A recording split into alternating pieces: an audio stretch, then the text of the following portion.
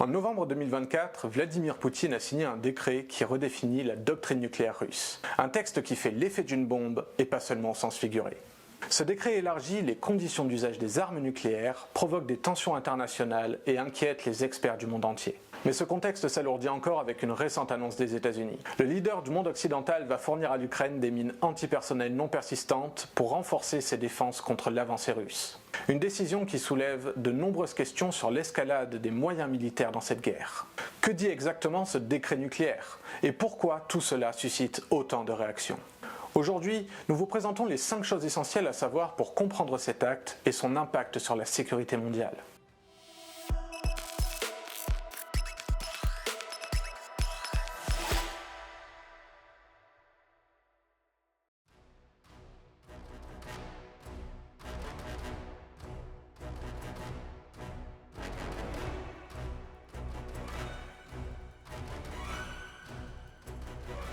D'abord, parlons de ce qui change concrètement. Jusqu'à présent, la doctrine nucléaire russe se limitait à 2 situations. Riposter à une attaque nucléaire ou protéger l'existence de l'État face à une menace imminente. Avec ce nouveau décret, la Russie se donne désormais le droit d'utiliser ses armes nucléaires en réponse à des attaques conventionnelles si celles-ci menacent son intégrité territoriale ou sa stabilité. En clair, ce texte introduit une grande ambiguïté. Comment définir une menace existentielle ou une stabilité compromise? Cette zone grise ouvre la porte à des interprétations dangereuses, notamment dans des contextes de tension. Dimitri Tsenin, analyste russe renommé, explique que cette évolution rend la doctrine nucléaire plus proactive et imprévisible. Et ce n'est pas qu'un texte sur papier. La Russie a déjà réalisé 12 exercices militaires simulant des frappes nucléaires limitées en 2024 selon le ministère de la Défense russe. Avec ses 5889 ogives nucléaires, soit près de la moitié de l'arsenal mondial, ce décret s'inscrit dans une posture offensive qui inquiète ses adversaires.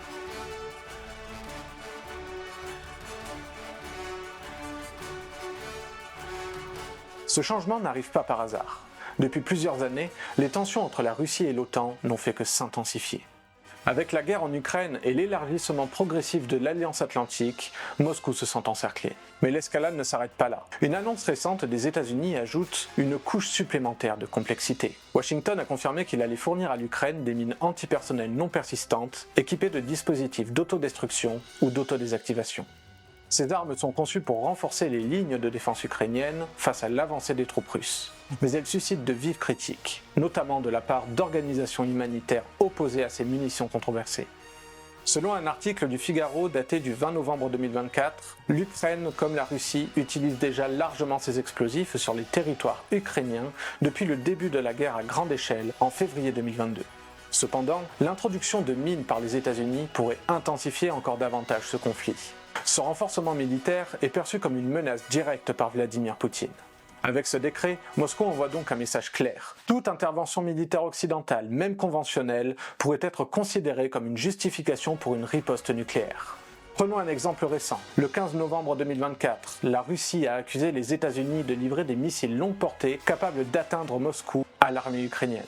Selon cette nouvelle doctrine, une telle livraison pourrait être considérée comme une menace existentielle. Ces tensions militaires, combinées à l'introduction de nouvelles armes comme les mines antipersonnelles, montrent à quel point le risque d'escalade est réel.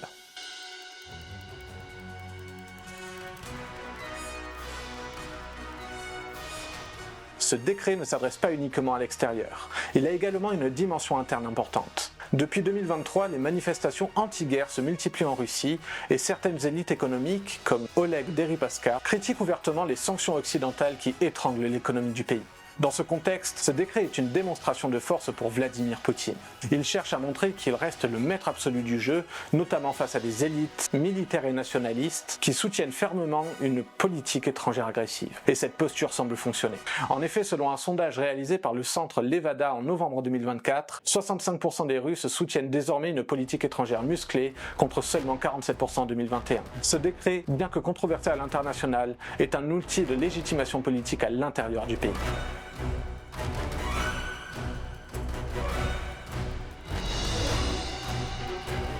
Mais ce n'est pas tout. Ce décret s'inscrit également dans un contexte de rivalité technologique. Les grandes puissances investissent massivement dans les armes hypersoniques capables de dépasser Mach 5, soit 6000 km/h, et d'échapper au système de défense classique.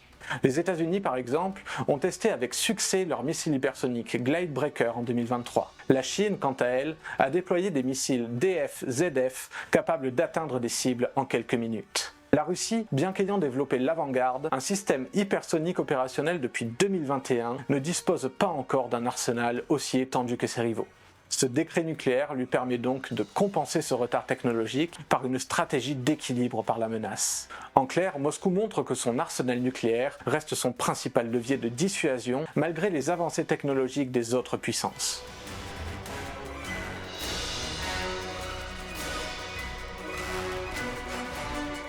Enfin, ce décret soulève des inquiétudes majeures pour la sécurité mondiale. En rendant floues les conditions d'usage du nucléaire, la Russie augmente le risque d'erreurs d'interprétation ou de calcul stratégique. Les tensions ajoutées par l'utilisation généralisée de mines antipersonnelles amplifient ce danger. Ces armes, bien que présentes comme non persistantes, restent controversées. Selon Le Figaro, leur usage par les forces ukrainiennes soutenues par les États-Unis et les troupes russes, déjà accusées de poser des mines sur des territoires civils, alourdit encore le bilan humanitaire du conflit. Selon l'Institut de recherche Plowshare Funds, le risque d'un conflit nucléaire est aujourd'hui estimé à 10% d'ici 2030, le niveau le plus élevé depuis la crise des missiles de Cuba en 1962. Ces chiffres rappellent à quel point cette doctrine, combinée à l'intensification des moyens militaires, accroît l'incertitude dans un environnement géopolitique déjà tendu.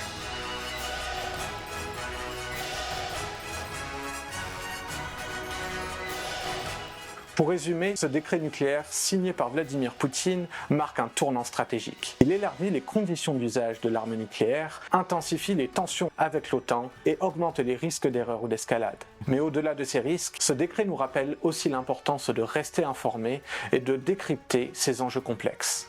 Si vous avez trouvé cette analyse utile, pensez à partager cette vidéo et à vous abonner à Fil Rouge. Et dans les commentaires, dites-nous, selon vous, cette nouvelle doctrine est-elle une stratégie défensive légitime ou une provocation irresponsable?